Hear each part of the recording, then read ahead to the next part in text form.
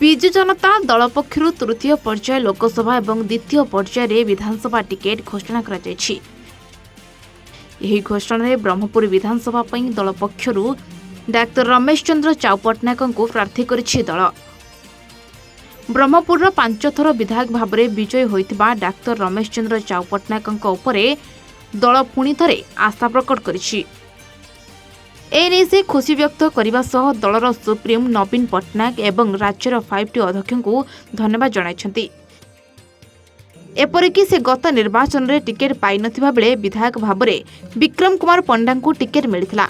विक्रम विजयी मध्य होइथिले, हेले चलित थर पुणी पूर्वतन विधायक डाक्टर रमेश चंद्र चाउ पट्टनायक को टिकेट मिलिबा परे दक्षिण ओडिशार एही प्रमुख सहर को एक श्रेष्ठ सहर भाव में गढ़ी तोलिबा नै लक्ष्य अछि बोली कहिसंती चाउ पट्टनायक।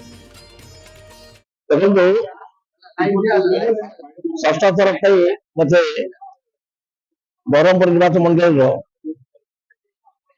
टिकेट विजय टिकेट देथिबारु माननीय नवीन पट्टनायक को तथा सचिव सारे को मो कृतज्ञता करुछि।